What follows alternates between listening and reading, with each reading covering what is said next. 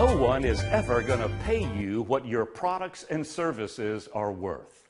No one is ever going to pay you what your products and your services are worth. They'll pay you more than that, or they'll pay you less than that based on what they think it's worth, and we control their thinking.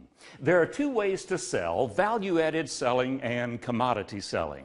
Commodity selling is built on the premise that all things are equal, therefore I'll just have to take whatever I can get for my product or service.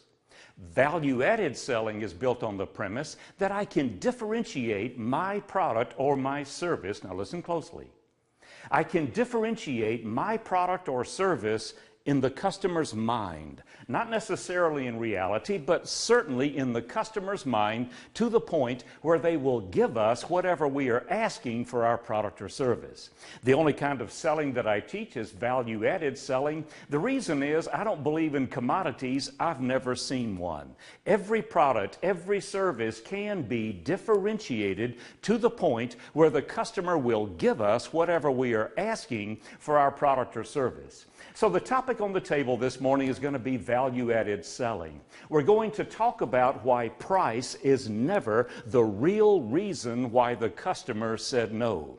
Even though the price objection is the most common, the most frequent objection that us salespeople hear, it is rarely, if ever, a valid objection. We're going to talk about why sales now has become a science and not an art. There has been more change in the world of sales in the last 8 months than there has been in the last 20 years. Tectonic changes are happening in sales, and we're going to talk about that this morning as well. And then I'm going to teach you a sales process methodology that will allow you to capitalize on your sales training, your sales experience, everything that you've learned so far, and take your sales to the next level. We're going to build all of this on what I call Chuckism number 6.